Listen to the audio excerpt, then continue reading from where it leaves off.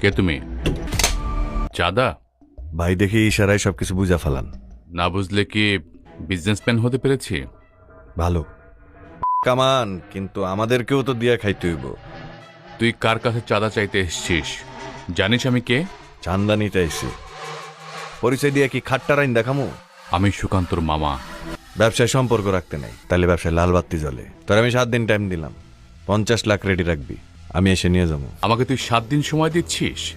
আজকের মধ্যে আমি তোদের বিজনেসের লাল বাতি জ্বালিয়ে দেব। দাদার পরিচয় দিলি বলে জায়গায় ফালাই দিলাম না, নইলে তোর এত বড় সাহস, তুই আমাকে হুমকি দিস? একদম লাভ হবে না। টাইম মাত্র 7 দিন, 50 লাখ টাকা দিবি, 1 মিনিটও বাড়বো না। কথাটা যেন মনে থাকে। হ্যাঁ মামা বলো। আশিক নামের একটা ছেলে আজ আমার কাছে চাঁদা চাইতে এসেছিল। তুমি কও নাই আমার কথা? বলছি, তারপরও ও আমাকে গালাগালি করছে, আমার 14 গোষ্ঠী তুলে গালাগালি করছে। ঠিক আছে মামা, তুমি ফোন রাখো, আমি দেখতেছি। হ্যাঁ দাদা বলো। আশিক তুই কই? আমি এই তো একটু কাজে আসছি। আচ্ছা বাদ দে, যেখানে থাকিস পূর্বাণী হোটেলের লবিতে চলে আয় এক্ষুনি। আচ্ছা ঠিক আছে, আসতেছি।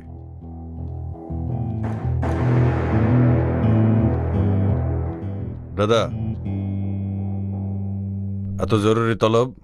তুই কি আজকে এলিফ্যান্ট রোডের সৌরঙ্গী মার্কেটের সাইড অফিসে গেছিলি? হ্যাঁ গেছিলাম। চান্দা চাইছস? হ্যাঁ চাইছি। কত? 50 লাখ। যার কাছে টাকা চাইছস হ্যাঁ কয় নাই যে সে আমার মামা লাগে? হ্যাঁ বলছে। বলার পরেও চান্দা চাইছস? আমার মামা জানার পরেও? আরে এত উত্তেজিত হওয়ার কি আছে, বুঝলাম না। কতজনই তো কত কিছু কয়, বড় বড় লোকের নাম ভাঙায়। অমুক জন আমার দুলা ভাই, আমি আর সম্বন্ধী, এত কিছু শোনার আমার টাইম আছে? কেউ যদি কয় তোমার মামা হয়, এখন সেটা আমার বিশ্বাস করে এই লেকচার বন্ধ। কে কি কইলো সেটা শোনার টাইম তোর নাই। সৌরঙ্গী মার্কেটের মালিক আমার মামা, আমার আপন মামা।